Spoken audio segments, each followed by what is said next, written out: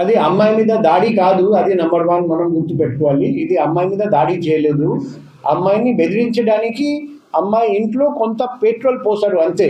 అది ఎవరో పోస్ట్ చూసాము, అమ్మాయి మీద దాడి జరిగింది, ఎటువంటి దాడి జరగలేదు.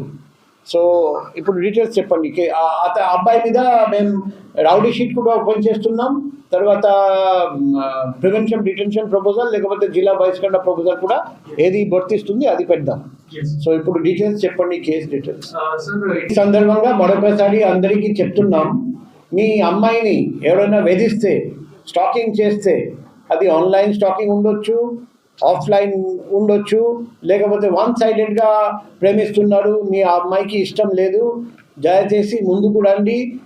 లేకపోతే మీరు పబ్లిక్గా రాలేకపోతున్నారంటే నాకు డైరెక్ట్గా కాల్ చేయండి, నాకు వాట్సాప్ చేయండి, నాకు SMS చేయండి.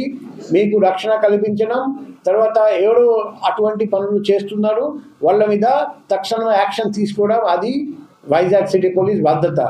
ఈ గొప్పంగా ఉంచకండి. సడన్గా దాడి జరిగిన తర్వాత మాకు తెలుస్తుంది, అంతకుముందు ఎటువంటి పోలీస్కి మీరు ఒక్క మాట కూడా చెప్పలేదు, అప్పుడు మేమేం చేయలేం.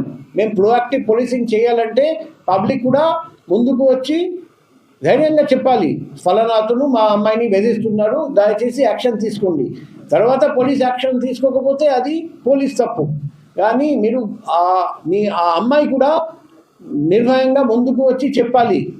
కొన్ని కేసులు ఎలా ఉంటాయంటే అమ్మాయి కూడా ధైర్యంగా ముందుకు వచ్చి డాడీ మమ్మీకి కూడా చెప్పడు, తల్లిదండ్రులకు కూడా చెప్పడు, ఎవరికి చెప్పడు. సో అమ్మాయిలకు కూడా నేను రిక్వెస్ట్ చేస్తున్నాం, మిమ్మల్ని ఎవరైనా వేధిస్తే లేకపోతే 1-sidedగా ప్రేమిస్తున్నారు, మీకు ఇష్టం లేదు, ఇమీడియట్గా వెంటనే లోకల్ పోలీస్ ఫస్ట్ మీ తల్లిదండ్రులకు చెప్పండి, తల్లిదండ్రుల ద్వారా లోకల్ పోలీస్కి తెలియజేయండి. లేకపోతే నా ఫోన్ నెంబర్ నేను పబ్లిక్కి ఇచ్చాను, ఆ ఫోన్ నెంబర్లు ఇమీడియట్గా సంప్రదించండి, మీకు రక్షణ కల్పిస్తాం. ఇటువంటి ప్రేమోన్మాదులు ఎవరెవరు ఉన్నారో వాళ్ళ మీద తగిన చర్య తక్షణమే తీసుకుంటాం.